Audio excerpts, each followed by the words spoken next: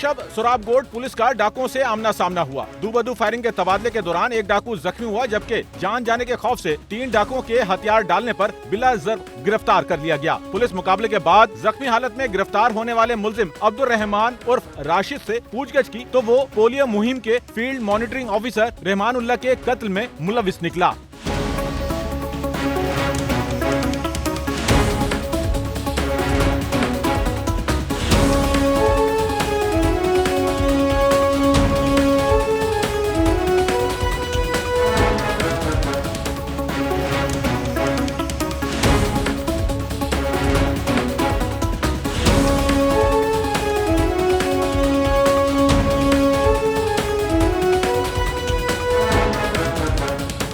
दौरान तफ्तीश मुलजिम ने बताया कि वो 9 अक्टूबर की सुबह डकैती की वारदातों के लिए साथी डकैत काशिफ के साथ घर से निकला। एहसनाबाद यूसुफगोट पर उन्होंने मोटरसाइकिल पर जाते एक शख्स को रोकने की कोशिश की। ना रुकने पर काशिफ ने फायरिंग कर दी। मुलजिम ने बताया कि काशिफ की फायरिंग से मोटरसाइकिल सवार जख्मी हुआ, जिसे देखकर मुलजिमान फरार हो गए।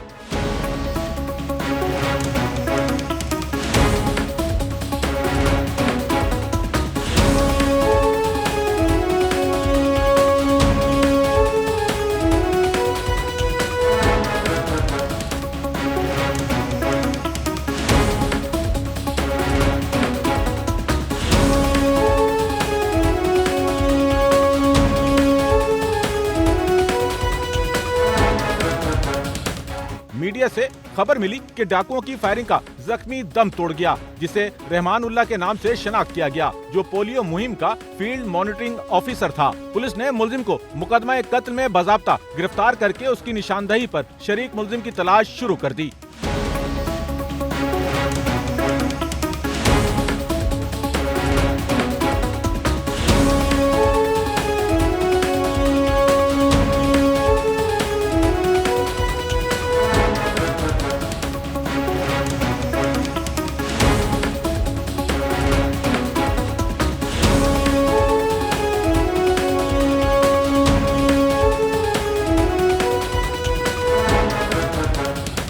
कैमरामैन अमीन के साथ नौमान रफीक, SNN कराची।